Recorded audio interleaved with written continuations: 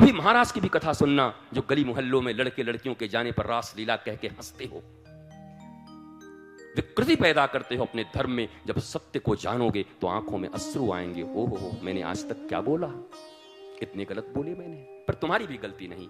फिर वही विश्राम करते करते मैकोले ने हमारे साथ जो किया था, हम उसको आज भुगत रहे हैं। अब भारत की गरिमा परिमा आगे बढ़ती रहे।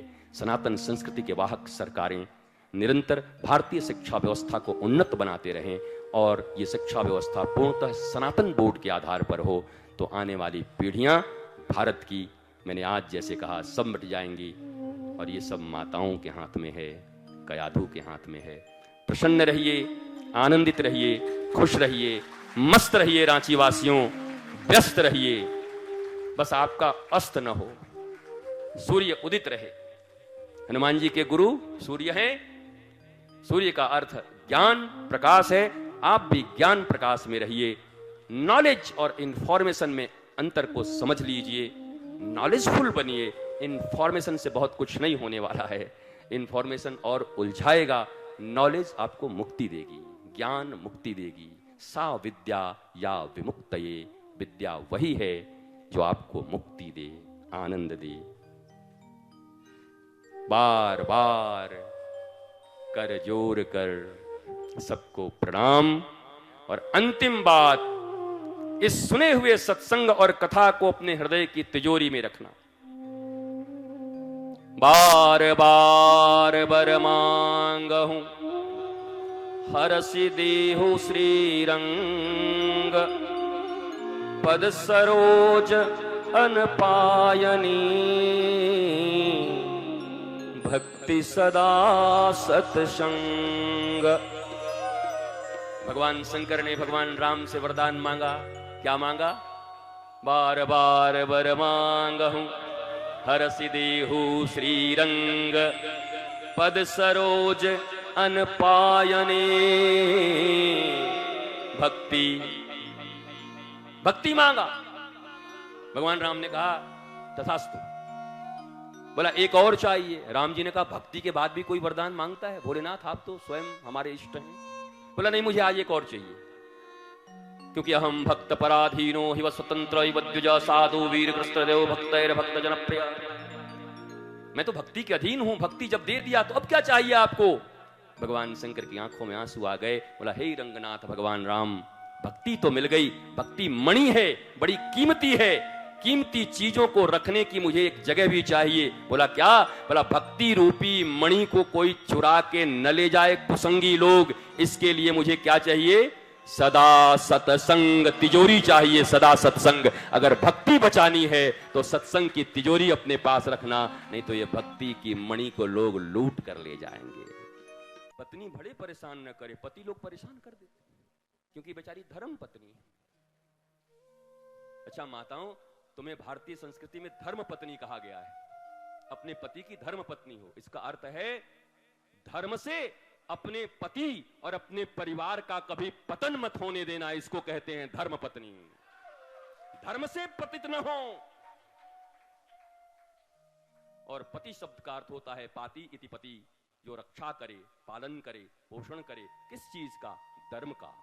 तुम्हारे जीवन में धर्म हो, तुम्हारे जीवन में सद्गुण हो, सज्जनता हो, ऐश्वर्यता हो, दैन्यता हो, भक्ति हो, इसका जो पालन करे वो सच्चा पति है। केवल रोटी कपड़ा मकान खिला दे उसको पति नहीं कहते। वो पति नहीं है केवल जो रोटी कपड़ा मकान खा रहा है। सच्चा पति वो है जो तुम्हारी सहायता धर्म में करता है, भगवान के बनने में करता है, परम पिता की बिटिया बनने में करता है। तुम परम पिता की लाडली हो, राधा की लाडली हो, ये बनने में तुम्हारा पति अगर मदद करे तो तुम्हारा पति है। और तुम भी अपने पति को धर्म से हटा करके और कुकर्म में मत लगा देना कहीं पर। जाओ चोरी करो, जाओ घूस लो। तो भारतवर्ष से बोले घूसखोरी मिटानी होगी, जिंदगी में नहीं मिटेगी। काय को मिटेगी? कौन मिटाएगा? कौन मिटाएगा? बर्बाद है गुलिस्ता करने को, हर साख पे अंजामे क्या होगा? इस भारतवर्ष से मैं आज फिर व्यासपीठ से कहता हूं, 100 वर्ष के बाद भी सुनते रहना, अगर भारतवर्ष की भूमि से भ्रष्टाचार, घूसखोरी मिट सकती है, क्योंकि एक बात याद रखना, दूषित अन्न खाने से कभी तुम्हारे परिवार परिजन में पैसे तो आ सकते हैं, संस्कार और आनंद नहीं मिल सकता।